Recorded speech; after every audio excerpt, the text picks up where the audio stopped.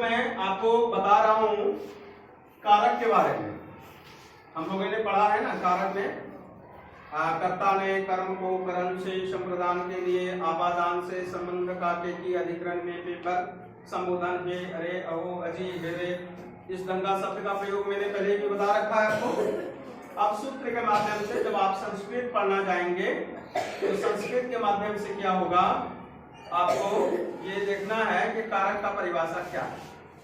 तो यहाँ है क्रियान्वयी कारकम, मतलब क्रिया का अन्वयन करने वाला, क्रिया का अनुसरण करने वाला को कारक कहते हैं। ये शब्द होता है, लेकिन साधारणतः इसको बड़ी बहुत अच्छे तरीके से जब व्याख्या कीजिएगा कहता है क्रिया के साथ जिसका सीधा संबंध हो उसको कारक कहते हैं। क्रिया के साथ जिसका सीधा संबंध हो उसको हम कारक कहते हैं। अब यहाँ क्रिया क्या है, जैसे जाना, खाना, पढ़ना, लिखना, ये सब क्या है, क्रिया। तो ये सब क्रिया है और जो ये करता है, जैसे रामा आम्रम खादति, राम आम को खाता है या आम खाता है, इस ढंग का है। तो राम क्या कर रहा है, आम को खा रहा है स्वतंत्र रूप से, ठीक है। तो क्रिया को कौन कर रहा है, राम कर रहा है। तो राम जब क्रिया को कर रहा है, खाने का काम कौन कर रहा है, राम को कर रहा है।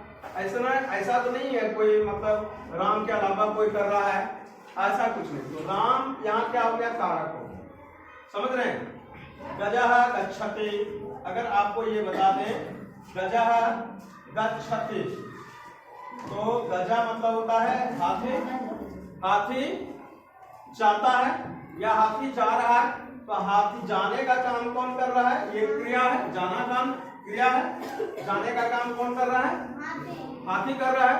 गज कर रहा है, तो गज क्या हो गया, यहाँ कारक हो गया, समझ गए। अब ये कारक है, कौन तरह का कारक है, कर्ता कारक है कि कर्म कारक है, करण कारक है, चाहे जो भी हो, समझे। ये बाद में डिसीजन होगा, लेकिन पहले आप इस बात को समझिए, क्रिया के साथ जिसका सीधा संबंध हो उसे हम कारक कहते हैं। और कारक इस तरह में जो है, जो सीधा संबंध की बात होती है, तो हम लोग ऐसे नॉर्मली ये जानते हैं क्रिया, ये कारक जो है होते हैं 8 होते हैं, कर्ता, कर्म, करण, संप्रदान, आपादान, संबंध, अधिकरण और संबोधन। ये 8 क्या होता है, कारक कहलाता है। लेकिन इस सूत्र के माध्यम से संस्कृत में 6 कारक ही कहलाता है। अगर आपको कोई कहता है कारक कितने होते हैं, तो आपको संस्कृत के दृष्टिकोण से कहना होगा जब भी किसी को, तो आपको बोलना है कारक क्या होता है, 6 होता है। अब ये 8 कारक में से कौन ऐसा 2 कारक है जिसको हम कारक नहीं मानते हैं। एक है संबंध का के की, सुने, संबंध का के की, और एक होता है संबोधन, अगर किसी को जो संबोधन करता है, हे अरे अहो अजी। अब इस दोनों को हम क्या करते हैं, कारक नहीं मानते। क्यों नहीं मानते हैं, क्योंकि क्रिया के साथ इसका सीधा संबंध नहीं होता है। जैसे राम का भाई जाता है, राम क्या है, ओरिजिनल है क्रिया, एक कारक। रामस्य भ्राता गच्छति,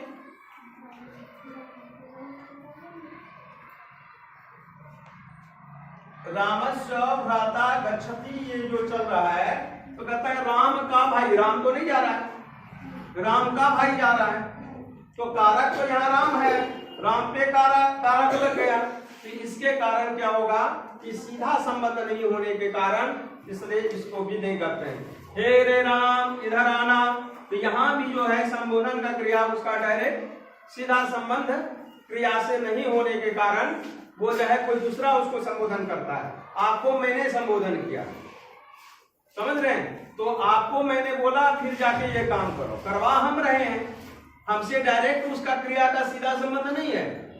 हमको क्या, हम आपको बोल रहे हैं हे रे राम इधर आना, आएगा राम, लेकिन उसको बुलवाने का काम कौन कर रहे हैं, हम कर रहे हैं, मैं कर रहा हूं, समझ रहे हैं।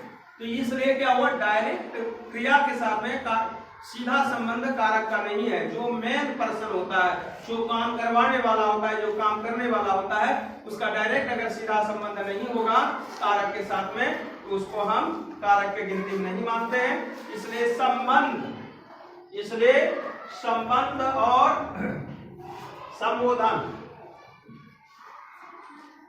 संबंध और संबोधन, ये दो क्रिया जो है क्या है हमारा क्रिया के रूप में ये क्या कहते हैं कारक के रूप में हम नहीं मानते। लेकिन जब हम अनुवाद बनाने लगते हैं और ये सारा पहले से ही प्रक्रिया फिक्स होता है, कर्ता ने कर्म को करण से संप्रदान के लिए आपादान से संबंध का के अधिग्रहण में पेपर संबोधन है अरे अहो अजय, तो ये जब प्रक्रिया बना हुआ है हिंदी के साथ में, इसको जब अटैचमेंट करके हम जब संस्कृत बनाते हैं तो संस्कृत बनाने के क्रम में हम इसका भी उपयोग कर लेते हैं, लेकिन कारक के दृष्टिकोण से हम इसको नहीं मानते हैं। समझ रहे मेरी बात? इसको आप समझ गए, क्रियान्वयी कारकम। चलिए सब लोग एक साथ में इसको पढ़ लीजिए, जिससे आपको स्पष्ट हो जाएगा कि आप पढ़ने में आपको दिक्कत नहीं होगा। बोले क्रियान्वयी कारकम, क्रियान्वयी कारकम, क्रियान्वयी कारकम, क्रियान्वयी कारकम, क्रियान्वयी कारकम, क्रियान्वयी कारकम, क्रियान्वयी कारकम, क्रियान्वयी क्रियान्वयी क्रियान्वयी कारकम, क्रियान्वयी कारकम, क्रियान्वयी कारकम, क्रियान्वयी कारकम, क्रियान्वयी कारकम। इसको पढ़ने में किसी को कोई दिक्कत? सबको बहुत अच्छा तरीके से हो गया। अब देखिए दूसरा सूत्र है हमारे पास में, संख्या कारक बोधयित्री विभक्ति। संख्या कारक बोधयित्री विभक्ति आपने देखा होगा, प्रथमा द्वितीया तृतीया चतुर्थी पंचमी ऐसा विभक्ति होता है। प्रथमा विभक्ति रामा रामो रामा, ये क्या हो गया प्रथमा विभक्ति हो गई। रामम रामो रामान ये हो गया द्वितीया विभक्ति। रामेन रामाभ्याम रामय ये क्या हो गया तृतीया विभक्ति। रामाय रामाभ्याम रामेभ्या ये हो गया चतुर्थी विभक्ति। रामात रामाभ्याम रामेभ्या ये हो गया पंचमी विभक्ति। रामस्य रामयो रामानाम ये हो गया षष्ठी विभक्ति। रामे रामयो रामेषु ये हो गया सप्तमी विभक्ति।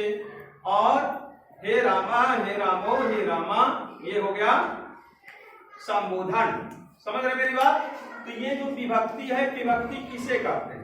अगर कोई आपसे पूछता है कि विभक्ति क्या है, विभक्ति किसे कहते हैं, तो आप उनको यह सूत्र बताइए, संख्या कारक बोधयित्री विभक्ति।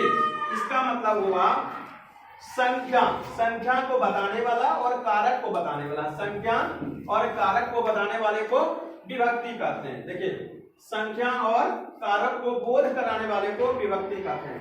मतलब संख्या इंडिकेट करता हो, एक दूसरे को बताता हो। अब जैसे क्या एक वचन द्विवचन बहुवचन आप देखते हैं, रामा रामो राम, उसमें देखते हैं एक वचन में रामा आता है, द्विवचन में रामो आता है और बहुवचन में क्या होता है रामा होता है। तो ये जो बताता है लोग, ये जो भी चीज बताता है तो उसको क्या कहते हैं विभक्ति कहते हैं। एक तो संख्या बता दी, फिर कारक के बारे में बताता है। कारक के बारे में बताता है जैसे कर्ता ने, कर्ता कारक के बारे में बताएगा। कौन बताएगा?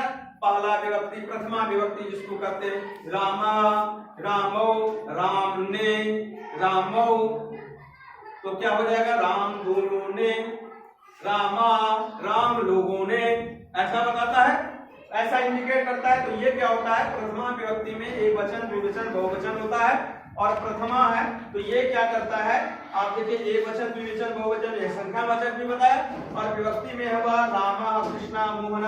अब राम है मोहन है कोई भी शब्द रूप हो सकता है, ठीक है। ये जो बताएगा उसको क्या कहेंगे हम विभक्ति कहेंगे। तो कोई भी अगर कहता है आप विभक्ति किसे कहते हैं तो उनको बताइए, उनको बताना है संख्या कारक बोधयित्री विभक्ति। चलिए इसको आप क्या कीजिए पढ़ लीजिए एक बार, बोलिए संख्या कारक बोधयित्री विभक्ति, संख्या कारक बोधयित्री विभक्ति, संख्या कारक बोधयित्री विभक्ति, संख्या कारक बोधयित्री विभक्ति, संख्या कारक बोधयित्री बोधित्री विभक्ति संख्या कारक बोधित्री विभक्ति संख्या और कारकों के बोध कराने वालों को विभक्ति कहते हैं। ठीक है, किसी कोई दिक्कत इसमें, कहीं कोई परेशानी नहीं? तो आप लोग इसको अपने कॉपी में उतार लीजिए अच्छे से, और अच्छे से उतारने के बाद आप क्या करेंगे, आप नेक्स्ट क्लास में इसको याद करके आना है। ठीक है, किसी कोई प्रश्न पूछना है और नहीं पूछना है? चलिए, आज का कक्षा यहीं पे समाप्त होती है। आप लोग सारे लोग इसको उतार लीजिए, और उतारने के बाद क्या करना है, कल आपको क्या करना है, याद करके आना है। ठीक है, चलिए फटाफट उतारिए इसमें।